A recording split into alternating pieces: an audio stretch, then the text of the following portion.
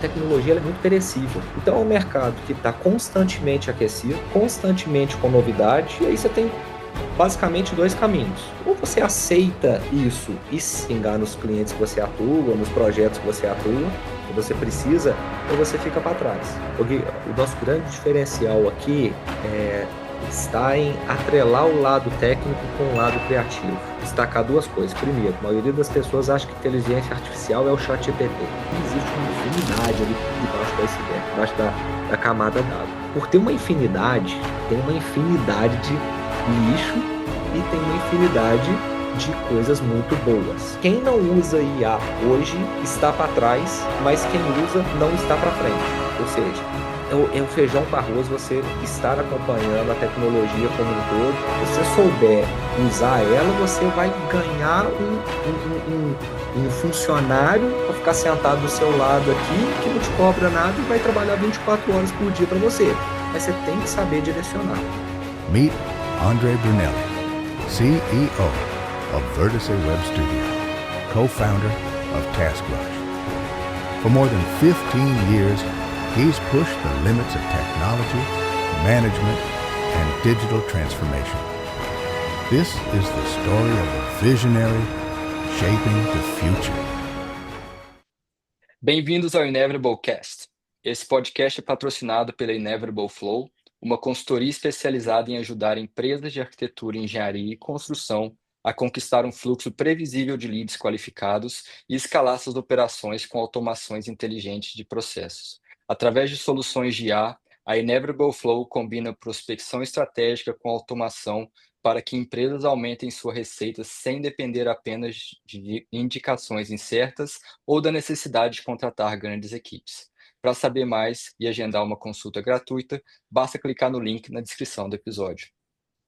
Hoje eu tenho o prazer de receber aqui no Inevitablecast um conterrâneo mineiro de Barbacena, André Brunelli. Ele é o CEO da Vertice Web Studio e cofundador da TaskRush. Há mais de 15 anos, o André lidera projetos digitais que ajudam empresas a fortalecer sua presença online, explorando desde o marketing digital e SEO até o desenvolvimento de soluções sob medida. Empreendedor nato, ele já passou por aceleração da Wayra Brasil e segue inovando na interseção entre tecnologia, gestão e transformação digital. Vamos conhecer de perto a sua trajetória e o que ele enxerga como os próximos grandes movimentos do setor. André, muito prazer ter você aqui com a gente. E para a gente começar, como você é meu conterrâneo, eu queria que você explicasse para a nossa audiência que não conhece Barbacena, uma pessoa estrangeira, o que significa ser de Barbacena. O que você diria? Olá, Gui, é um prazer enorme a gente poder ter essa oportunidade de gravar e trazer aqui as tendências do mercado que eu tenho visto aí, não só no mercado digital, mas agora no mercado de IA também. E já de bate-pronto respondendo aqui essa primeira pergunta, Barbacena é muito conhecida por ser uma cidade histórica, recheada aí, felizmente ou infelizmente, talvez, sobre tratamentos psiquiátricos, né? Então, a Cidade dos Loucos acabou tomando esse nome aí por um passado difícil que a cidade teve, mas que isso também trouxe um reconhecimento aí, talvez nacional para a cidade. E existem muitas pessoas daqui que acabam saindo aí para o mundo afora, né? Como é o caso de nós dois, e experimentando novas oportunidades, tanto digitais quanto de qualquer setor que seja. Cara, bacana. Barbacena sempre vai ter um lugar bem querido nos nossos corações, né? André, você saiu de Barbacena, assim como eu, para construir a sua carreira em tecnologia. Como que foi esse caminho até você se tornar o CEO da Vertice e cofundador da TaskRush? O Gui, minha trajetória começou em 2006, quando eu tomei a decisão de fazer um curso de tecnologia, naquela época ciência da computação. E Barbacena, por ser uma cidade do interior, embora a gente tivesse esse curso aqui, a gente não teria metade das oportunidades de mercado, das empresas que realmente seduzem esse tipo de profissional. E naquela ocasião eu tomei a decisão de me mudar para Belo Horizonte, onde eu apostei, né, o pouco que eu tinha ali no início dessa carreira. Desde a época de escola, eu já tinha o perfil bem empreendedor, na época de gravar CDs e vender esses CDs para a turma, fazer o site da escola, fazer o site da turma, onde a gente colocava o horário das matérias, o dia das provas e tudo mais.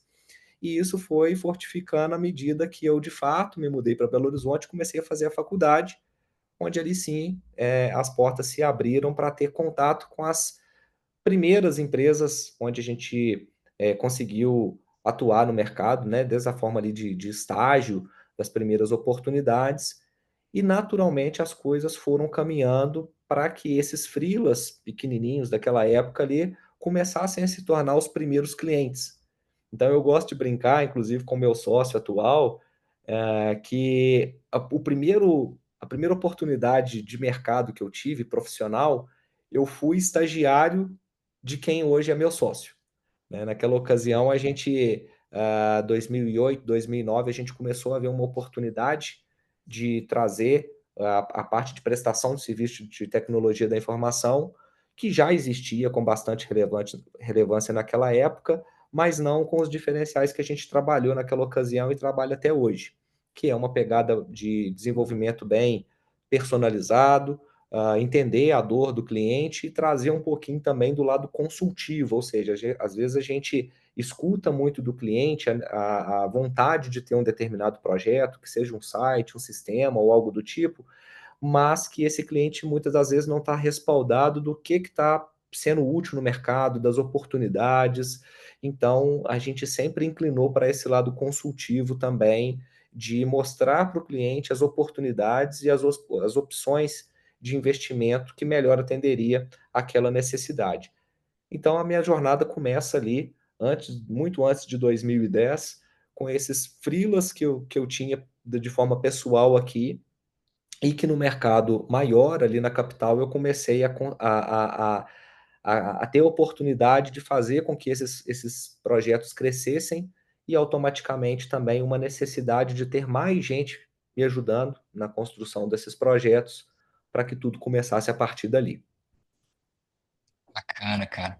Quando você olha, né, em retrospectiva para a sua jornada dentro dessa área, de projetos digitais, né, você já tem bastante tempo que está nesse setor, o que que você diria que mais te motiva como líder nessa área hoje?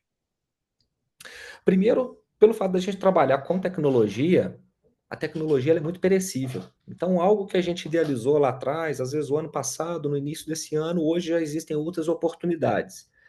Então, é um mercado que está constantemente aquecido, constantemente com novidade, e aí você tem basicamente dois caminhos. Ou você aceita isso e forçadamente você se move para trazer a inovação para dentro do seu mercado, e isso vai respingar nos clientes que você atua, nos projetos que você atua, porque você precisa conduzir essa tecnologia de forma que acompanhe o mercado, ou você fica para trás. Não tem outra alternativa. Então, quem trabalha com tecnologia, com soluções digitais e não acompanha as tendências, ou tem eu vejo muito, principalmente no mercado de IA, tá, Gui? Ainda uma certa resistência das pessoas aceitarem que é a nova modalidade do universo digital. Então, eu respondo essa dúvida com a seguinte frase: quem não usa IA hoje está para trás, mas quem usa não está para frente. Ou seja, é o feijão com arroz você estar acompanhando a tecnologia como um todo. E quando a gente fala de tecnologia, atualmente, IA é o que está mais em alta e acaba que uma coisa puxa a outra nesse sentido. Claro, claro, muito, muito bem colocado. Hoje em dia, como qualquer tecnologia disruptiva, né, como a IA, ainda se tem muito receio, né? Tem sempre as pessoas que estão muito entusiasmadas, né, e as pessoas que ainda estão receosas, assim como qualquer outra tecnologia, tem sempre aquela curva de adoção, né? E acho que agora onde a gente está nessa curva, a gente está meio que saindo do early adopters, que é o comecinho da curva exponencial, e a gente está pulando para o que eu chamo de o mass adoption, que é onde as pessoas estão de fato querendo buscar soluções para otimizar processos ou qualquer outra dor que elas tenham através dessa tecnologia, né? Ainda existe sim e acho que esse ponto que você falou, quem não usa está para trás, mas quem usa não está tão para frente assim, porque entre os early adopters e o mass adoption tem o que eles chamam do vale da morte, né, que é onde Exato. ali muita gente ali ainda tem que, né, remar muito para conseguir chegar nesse mass adoption. Eu acho, assim, no meu ponto de vista, com relação ao IA, a gente está mais ou menos nessa interseção ali entre o early adopters e o mass adoption. Eh mas voltando um pouco na Vértices, eh, eu queria entender como que funciona o modelo de negócio da Vértices hoje em dia, tipo, quais os serviços de vocês que representam uma maior quais serviços representam uma maior demanda para vocês? Seriam, o desenvolvimento sob medida ou o SEO, talvez as mídias sociais? O que que você pode falar sobre a Vértices hoje em dia? A Vertis ela nasce no mercado ali em 2009 para 2010, com um comportamento, um posicionamento 100% técnico, né, o nosso core business ali, ele é de desenvolvimento. E quando eu falo desenvolvimento, a gente abrange 2 áreas, tanto a parte de desenvolvimento de sites quanto sistemas, e aí a gente pode considerar que é o desenvolvimento do zero. Então, muitas empresas usam uma planilha e a gente transforma isso num sistema, não tem um posicionamento digital e aí a gente faz um site, ou uma continuidade de quem já tem isso. Então, se a empresa já tem o site, a gente evolui esse site, se tem um sistema, a gente faz as manutenções preventivas e evolutivas em cima disso. E aí a gente trabalha assim nos primeiros 5 anos, até 2015. Quando vem 2013 para 14, começa a tendência aí de conteúdo para rede social. Então ali acaba o Orkut, começa o Facebook, vem essa necessidade de gerar o conteúdo. E aí a gente está falando muito do branding, né, de gerar posts para as redes sociais. E aí quando vem 2014 para 2015, a gente puxa para a Vértices esse lado do marketing digital, por uma necessidade que a gente viu no mercado de principalmente atender os clientes que a gente já tinha dentro de casa, não estou falando nem de aquisição de novos clientes. Então, todos os clientes que estavam dentro da Vertis naquele momento tinham um site e começa a especulação de vamos ter que acompanhar esse movimento do marketing digital, né? Lá atrás, ainda em 2015, fazer um post ali no Facebook, nas redes sociais que existiam naquela época, podemos até inclinar um pouquinho aí para o Twitter, né, que existia até então, antes de virar o X, um simples post ele tinha um engajamento muito grande. E aí a gente começa a trabalhar nessa parte de calendário editorial, gerar conteúdo para o cliente, tudo mais, e praticamente ainda não existia a questão do tráfego pago. Existia, obviamente, né, na época ali chamado de Google AdWords, depois virou Google Ads, mas impulsionamento em redes sociais era um negócio que praticamente não existia. Então, tudo que era orgânico ainda gerava muito resultado. E aí a gente trabalha com essa vertical de produção de conteúdo para redes sociais até 2020 praticamente, trabalhando 5 anos nisso, mas em 2020 a gente começa a ver uma tendência desse cenário praticamente mudar, ou seja, esses clientes que a Vertis cuidava de gerar o conteúdo no formato de brand care, começa a perder naturalmente engajamento, essas curtidas, essas métricas de vaidade começam a ir lá embaixo, começa a ser, entre aspas, obrigatório o impulsionamento, uma verba de marketing à parte para que você consiga sustentar aqueles indicadores que você conseguiu atingir no passado, até caminhar para um afunilamento muito grande e praticamente hoje um post, se não tiver uma qualidade muito grande, não for um formato de vídeo e não tiver trazendo realmente o conteúdo que aquele espectador, aquele usuário que consome espera, você vai ter uma taxa de engajamento muito baixa. Então eu costumo dividir, Gui, essa jornada da Vertis, falando da parte do marketing digital, em 2 etapas. A primeira é onde a gente inicia esse trabalho, porque a gente vê no mercado essa necessidade e essa oportunidade. até essa pivotação de não ir mais para essa linha de produção de conteúdo somente. Em momento nenhum estou falando que isso não é importante, mas hoje ela é vista muito mais como a cereja do bolo do que o próprio bolo, tá? E ao contrário do setor de desenvolvimento que está sempre aquecido por uma necessidade, né? E hoje, novamente, se for tocar no assunto de IA, vai sempre esbarrar nessa oportunidade de usar a IA para maximizar os resultados. Mas falando de marketing digital, esse foi um grande divisor de águas ali em 2015 e depois em 2020, onde a gente praticamente pivota esse tipo de prestação de serviço que a gente tinha até então. Entendi. E aí, essa parte de mídias sociais se esvaiu, vocês não fazem mais e focam em desenvolvimento sob medida, ou vocês ainda mantêm algum âmbito dessa É, vertical? essa parte do marketing digital, de fato, o que a gente deixou de fazer ali, especialmente pós-pandemia, foi a produção de conteúdo para as redes sociais, né?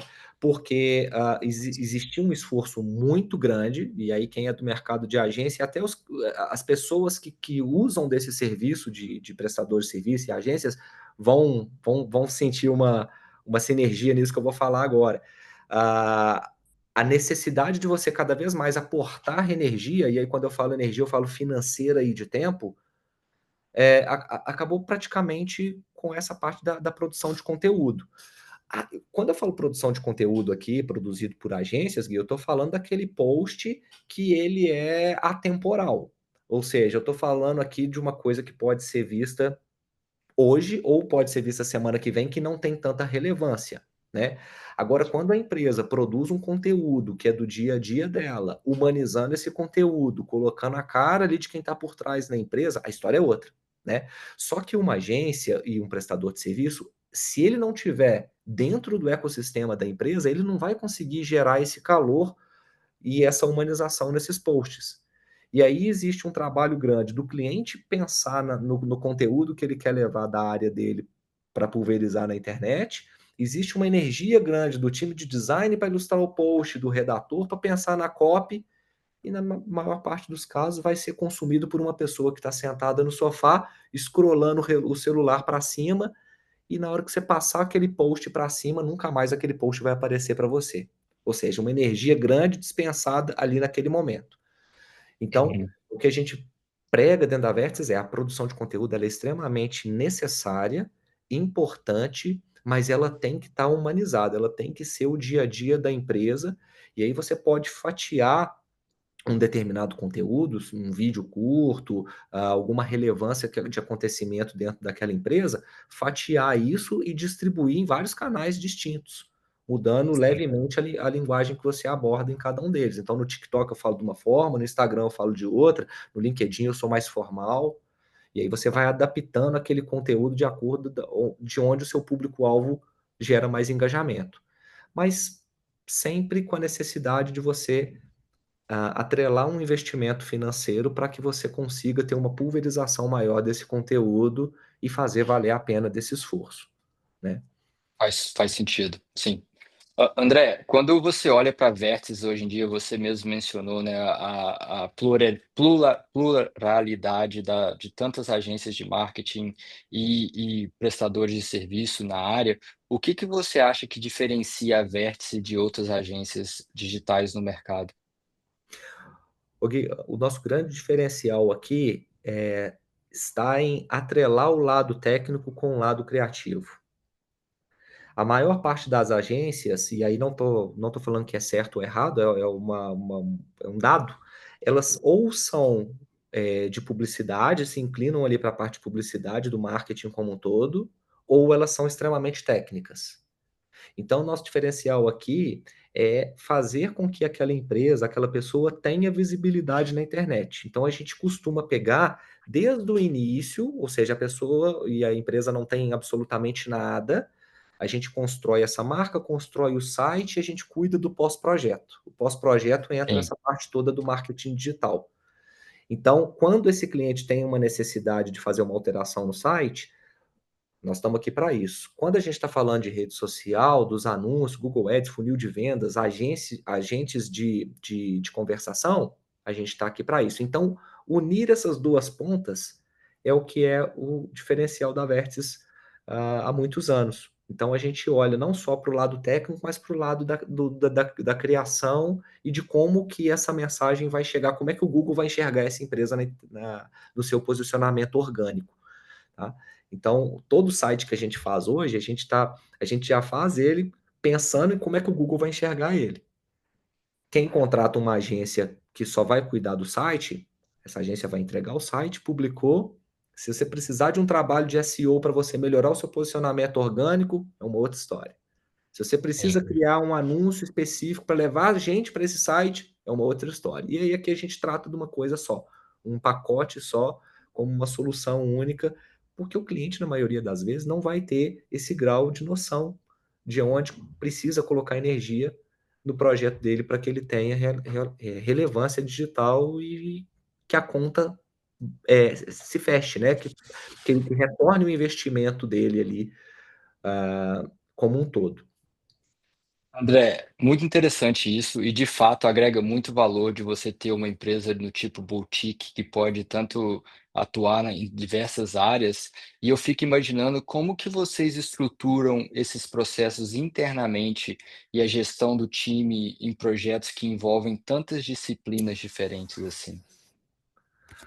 Ok, eu te perdi aqui agora, não sei se foi a minha conexão ou a sua. Pode ter sido a minha, eu vou repetir a pergunta. Como que vocês estruturam processos internos e a gestão do seu time em projetos que envolvem tantas disciplinas diferentes, assim, né? Às vezes você tem um cliente que você está desenvolvendo algo sob medida, está fazendo a questão da gestão da imagem digital. Como que vocês se mantêm organizados internamente quanto a isso? Olha, sendo bem sincero, os primeiros anos de forma caótica e aprendendo com o erro.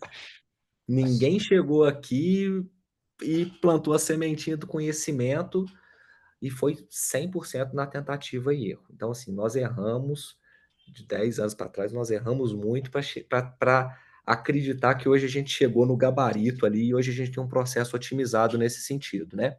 Mas eu consigo destacar aqui alguns fatores que foram, assim, determinantes para a gente alcançar o resultado que a gente tem hoje, dessa organização como um todo. O primeiro deles foi, como eu disse, aprender com os erros, feedbacks negativos, às vezes até saída de cliente, então lidando diretamente com o churn. A partir do momento que a gente começou a aceitar o churn desses clientes, mas com o coração aberto para poder entender por que aquele cara estava saindo, fica mais fácil de você apertar os parafusos do lado de cá e acertar, né? Então, o entendimento do problema é o primeiro passo. O segundo passo é você ter uma ferramenta que você consiga elencar, priorizar as tarefas e saber como é que a sua equipe está desempenhando, para saber se o mínimo que você planejou vai ser entregue dentro do planejado, ou se você vai ter que rever muita coisa, e que se você tiver que rever muita coisa durante um projeto, está tudo bem, desde que você deixe o cliente ciente e não espere aquele prazo apertar para você sofrer novamente com o churn. Então, esse é o primeiro degrau que a gente subiu ali, foi saber escutar os feedbacks, saber onde que estava errando, para depois encontrar as ferramentas. E aí, novamente, eu vou voltar a 2015, porque 2015 foi um divisor de águas nesse sentido processual. Naquela ocasião, a gente contrata as pequenas consultorias de amigos que já estavam no mercado e através do nosso network que, por um lado, confirma que a gente estava num caminho certo em algumas coisas e, por outros, a gente precisava regular a rota. E aí a gente começa a ter as primeiras ferramentas para acompanhar esse trabalho sendo feito. Então a gente vai lá, a primeira aposta de todas, num Trello super básico para poder organizar o que estava no backlog, o que estava em andamento, o que está prestes a ser entregue e ter um controle inicial visual disso. Depois a gente começa a criar as nossas próprias ferramentas.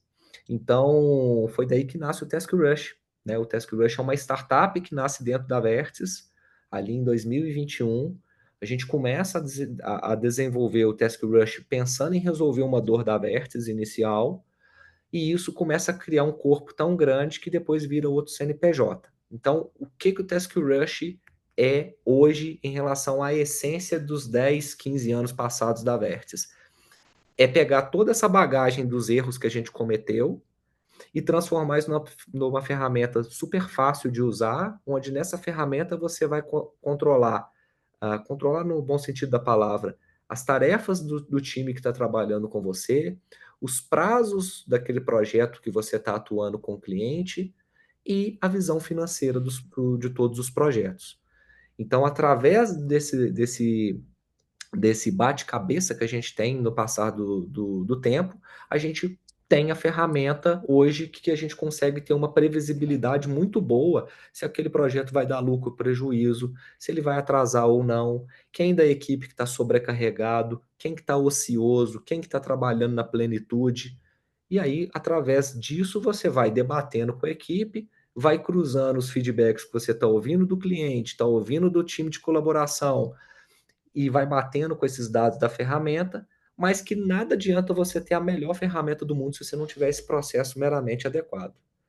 Então, eu particularmente já cometi vários erros, de tentar primeiro ter uma ferramenta do que ter o processo. Você precisa ter no mínimo o processo primeiro para depois ter a ferramenta ou os 2 juntos.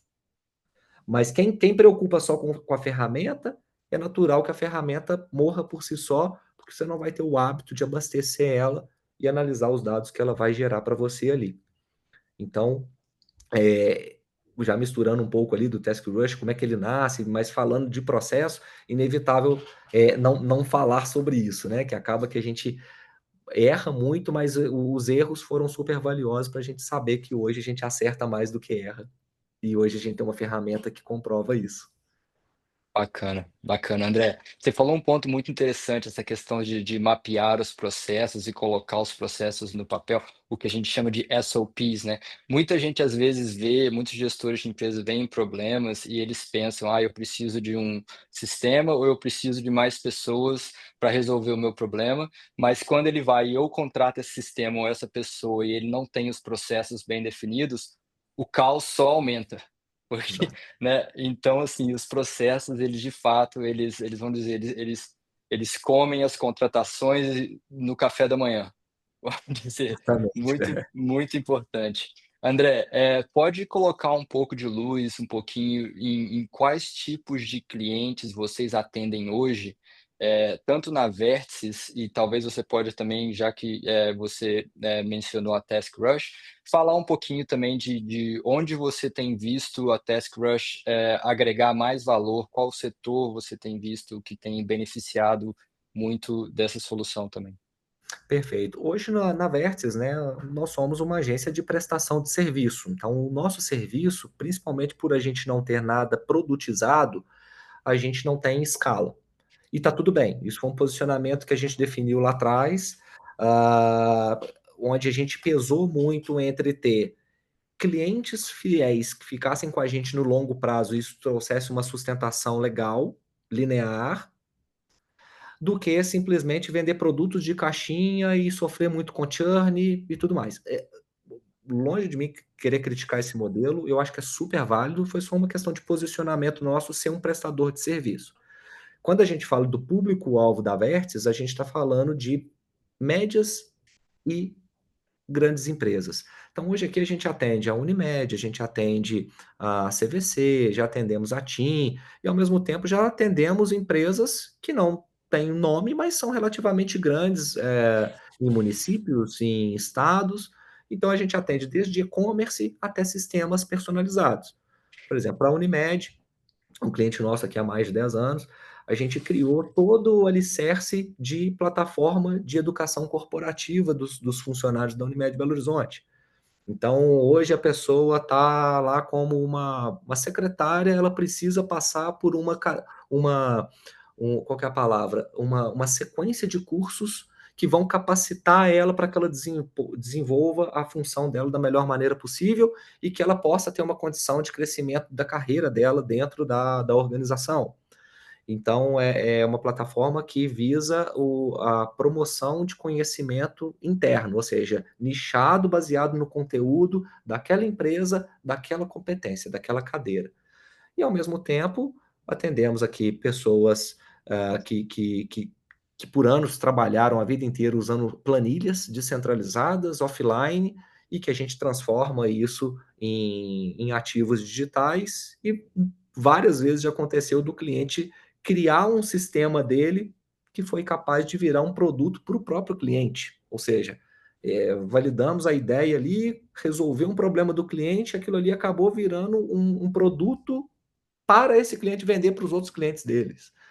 Então, hoje, em relação a público-alvo, a gente atua tanto com grandes empresas quanto médio empresas nesse sentido, né? Quando a gente já vai para o Task Rush, novamente, né, o Task Rush hoje ele é um CNPJ separado da Vertex, onde nasceu dentro da Vertex, foi validado pela Vertex, mas aí cresceu tanto que virou uma outra empresa. A gente já está falando do público-alvo de quem é geralmente prestador de serviço como um todo. E aí eu estou falando de arquiteto, eu estou falando de consultor, estou falando de fábrica de software, estou falando de DevOps, eu estou falando de agências. Todo mundo que vende o seu tempo, no final das contas, para solucionar um problema de outro cliente, né? Então, até quem é uma urgência, muito comum.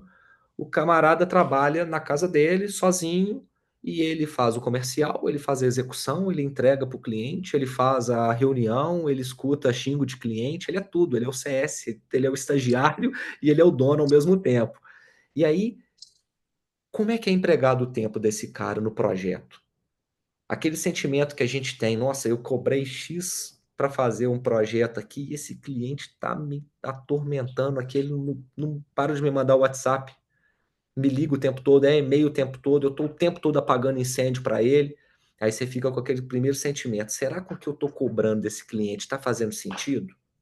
Às vezes você está cobrando uma grana espetacular, mas a encheção de saco aqui é tão grande que ela supera o financeiro. Ou não, você está vendendo a sua vida para o cliente ali. E aí, como é que você É, mostra isso para o cliente de uma forma amigável? Do tipo, meu amigo, chega aqui, olha só, o nosso escopo foi contratado desse formato aqui, mas olha aqui comigo como que a gente está alocando esse recurso. O Task Rush traz isso de forma visual, onde que você está empenhando, alocando esse recurso do seu tempo. Principalmente se você trabalhar com mais de uma pessoa no seu time, você consegue ver exatamente quem que está, como eu disse no início, sobrecarregado, ocioso ou trabalhando de forma que deveria trabalhar. Então, nesse sentido, a Vertex usou todo esse know-how de agência para saber que outras agências também têm essas dores. E aí o TaskRush vem para resolver isso e, ao mesmo tempo, permitir que um arquiteto que está trabalhando num projeto de um cliente, por exemplo, possa saber que eu vou fazer o desenho da casa do guia aqui, aí eu acho que eu vou gastar aqui umas 20 horas para fazer o projeto dele. Mas no final das contas foi isso mesmo? Quanto custa a sua hora? Baseado nessas 20 horas que você trabalhou versus o seu valor hora, você cobrou X do cliente, o seu markup está ok? é. E aí, Tem, o que acontece a maioria desse pessoal que não usa a ferramenta apropriada vai tomar decisão baseada em achismo. Aí eu acho que compensa manter esse cliente. Ah, esse cliente é bonzinho demais, esse cara é gente boa demais. Mas, na verdade, está pagando menos do que vale a sua prestação de serviço, a sua solução. Então, no Task hoje a gente tem um público-alvo de todo mundo que trabalha com prestação de serviço pode usar, principalmente para quem tem horas faturáveis, né? Quem quer bilar a hora ali, o consultor uhum, trabalha muito nessa pegada, eu vendo 10 horas do meu tempo para resolver um problema de uma empresa, então o que eu fiz com essas 10 horas e, em compensação, a sua dor foi resolvida, cliente? Se sim, está tudo bem, mas é uma bacana. confirmação que o caminho é esse. Legal, essa transparência é muito importante, né? Tem gente que não sabe se está tendo lucro ou prejuízo, né? Trabalha às vezes e não sabe se teve lucro ou prejuízo. Então, é muito legal essa iniciativa de vocês. E já tocando nessa, tocou um pouco, né, em alguns pontos, né? Esse é uma dor, talvez, do setor, mas eu queria entender se você vê outros desafios, talvez podem até ser maiores que esses hoje no setor de marketing digital e desenvolvimento web no Brasil como um todo. Me permita só dar um último exemplo dessa, dessa parte prática ali, orçamentária, tá? Nós estamos implantando o Task Rush numa grande agência de São Paulo. E essa agência, ela usava um outro sistema parecido de gerenciamento de projetos por 3 anos. São 43 pessoas usando. Então, o primeiro desafio ali é como que eu tiro 43 pessoas que estão habituadas a mexer num sistema para passar para outro sistema e justificar a importância daquilo ali, né? O ponto principal foi quando a gente fez um diagnóstico financeiro dessa agência. Essa agência, no ano de 2024, ela faturou 8,4 milhões de reais. É uma grana. Sabe quanto que saiu do caixa dessa empresa no ano de 2024? 8,3 milhões. Ou seja, a empresa movimentou quase 9 milhões e ficou 100 mil no caixa. É uma empresa que está trocando cebola. Só que o Exato. fluxo financeiro é tão grande para aquela realidade daquele time de 40 pessoas que entra uma grana muito alta, se paga todo mundo ali, só que se essa empresa passar por uma interrupção, por qualquer motivo que seja, de uma semana, um mês, ela quebra. Ela não vai ter fluxo de caixa para sustentar isso, porque o que está ficando é mínimo. E aí, para chegar nesse valor de 8,4 milhões do faturamento de 2024, existiam 4 projetos chaves que eram os projetos que realmente chegavam com a grana para sustentar a empresa. E essa agência atende big empresas. Então, os tickets são muito altos. Eles não têm muitos clientes, mas têm big tickets. Foi usando o Task Rush ali que a gente conseguiu ver o quanto de grana que estava saindo, aonde que estava saindo, com os processos completamente arcaicos. Eles usavam 3 plataformas de gerenciamento de projetos. Usava o Trello para uma parte, usava o Ekite para outra, usava o Gira para outra. Ou seja, cada equipe usava de uma forma completamente centralizada. Então, tinha gasto ferramental à toa, tinha descentralização das informações, e na hora que o gestor, o dono da agência, ia analisar, ele só via que estava entrando grana ali, mas que estava saindo muita também. Então, a oportunidade de corrigir a rota ali em tempo real, de ver que está entrando muita grana, mas estava saindo muita também, né? Então, eu lembrei desse exemplo aqui, porque foi um case que a gente conseguiu ajudar de só colocar um ponto focal, né? Colocar uma lanterna ali naquele problema e agora fica, não vou falar mais fácil, mas fica menos difícil corrigir essa rota e saber aonde que o dinheiro está indo embora. É uma agência que terceiriza muito.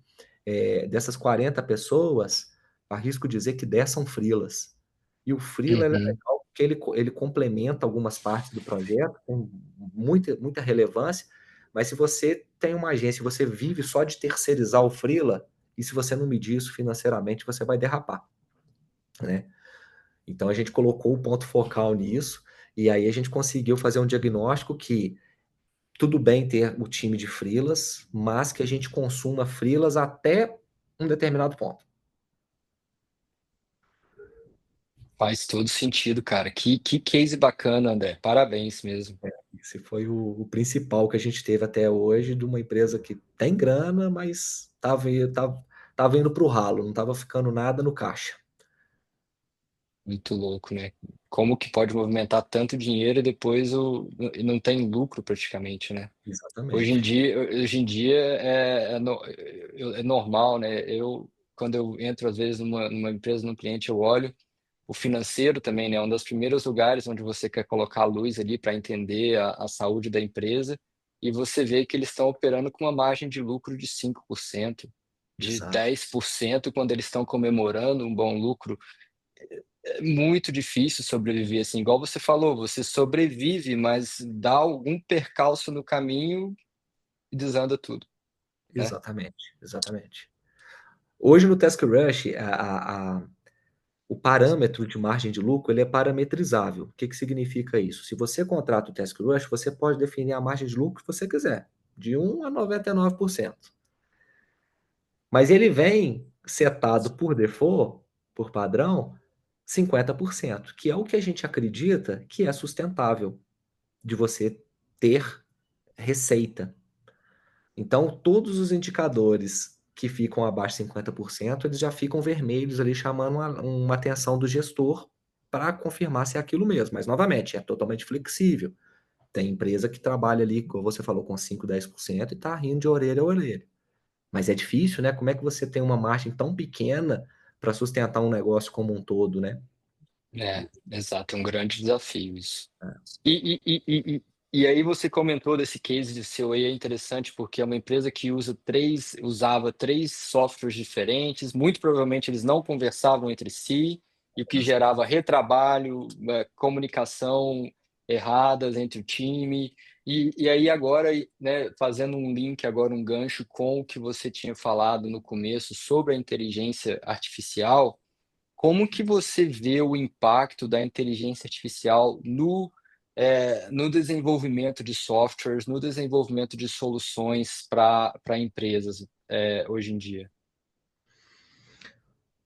O Gui, quando a gente fala de inteligência artificial, independente do segmento que ela vai ser usado, eu gosto de destacar, e eu venho estudando isso aí desde quando o assunto começou a surgir, destacar duas coisas. Primeiro, a maioria das pessoas acha que inteligência artificial é o chat GPT. Não concorda? O Exato. chat GPT é a pontinha do iceberg ali em cima, existe uma infinidade ali debaixo do iceberg, debaixo da camada d'água. Por ter uma infinidade, tem uma infinidade de lixo e tem uma infinidade de coisas muito boas. Segmentando esse assunto para falar de desenvolvimento, também tem muita ferramenta legal e tem muita ferramenta ruim. O primeiro mito que eu tenho visto é: eu consigo resolver com um prompt fazer um projeto inteiro usando uma IA. Mito. Ou vai ficar um negócio muito ruim.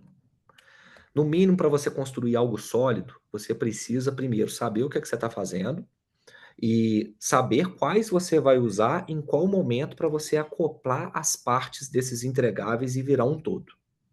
Então, por exemplo, Exato. recentemente a gente fez um módulo inteiro dentro do Task Rush, que é um módulo de previsibilidade de tarefas, que traz uma visão de cronogramas e tudo mais.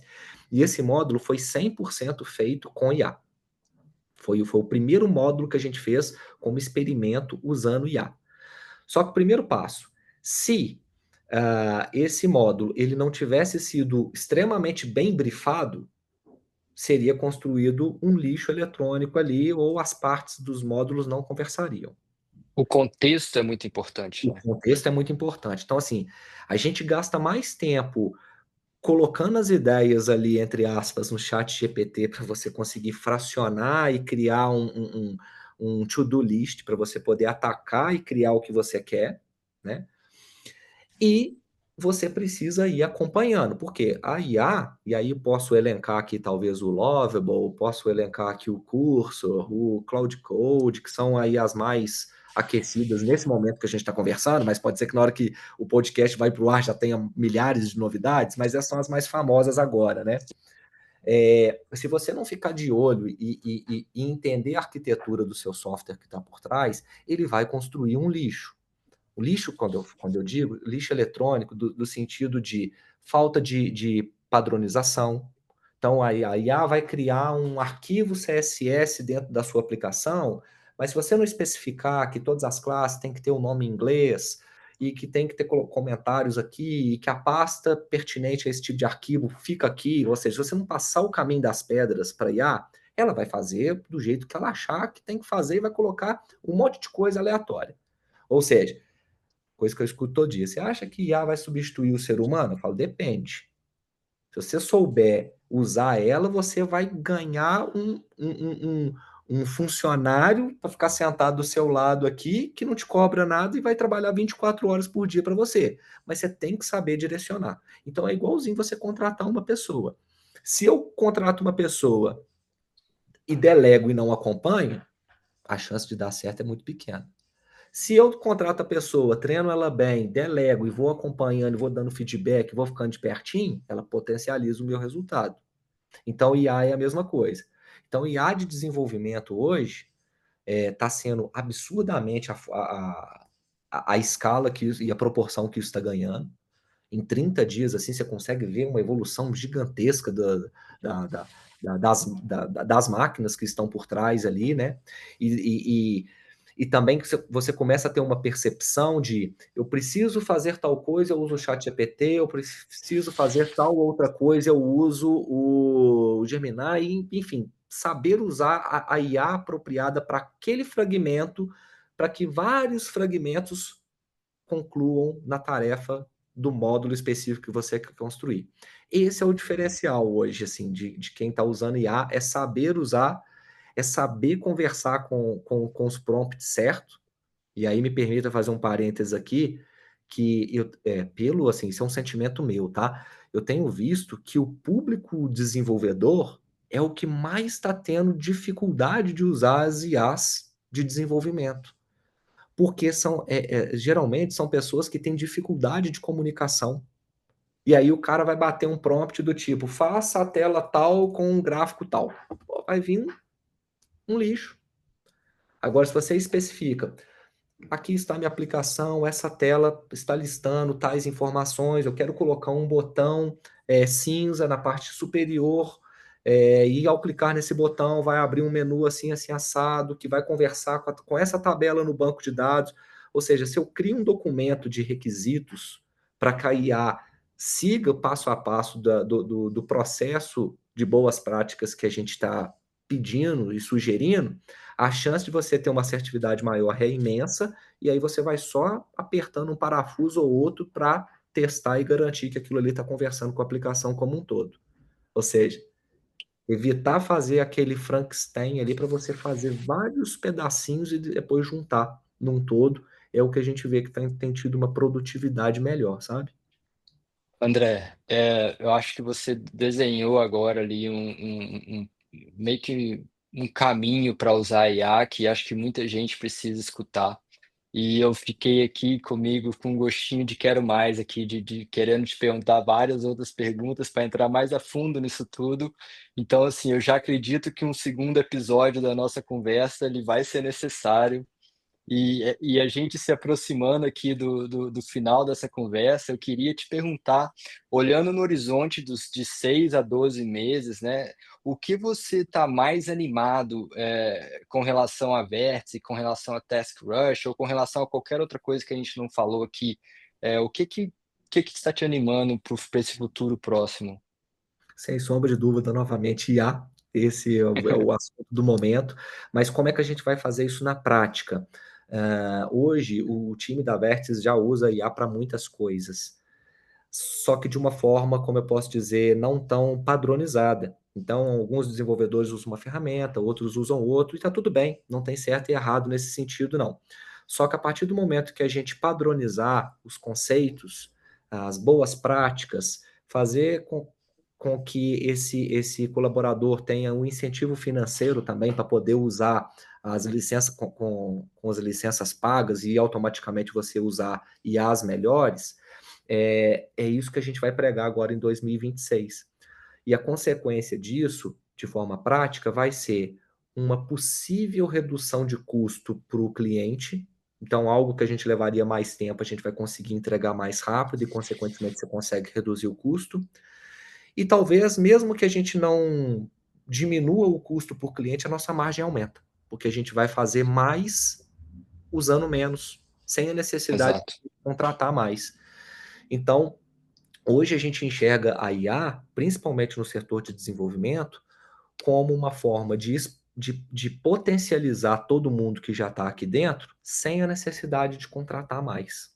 Se é bom ou ruim para o mercado, é outra história, mas eu acho que toda inovação passa por isso, né? Aí a gente pode falar de vários exemplos aqui da máquina de escrever, que depois chegou o computador, do taxista que chegou o Uber, mas a inovação é isso. Então, é dar oportunidade para todo mundo e volto com a frase que eu falei no início. Quem usa IA não está à frente, mas quem usa está para trás.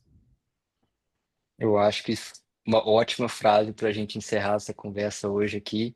Cara, muito obrigado mesmo, André. Você apresentou aqui vários insights muito ah, curiosos. Eu acho que assim, eu fiquei com gosto de quero mais, de poder conversar mais com você e explorar um pouco mais das suas experiências, dos seus insights.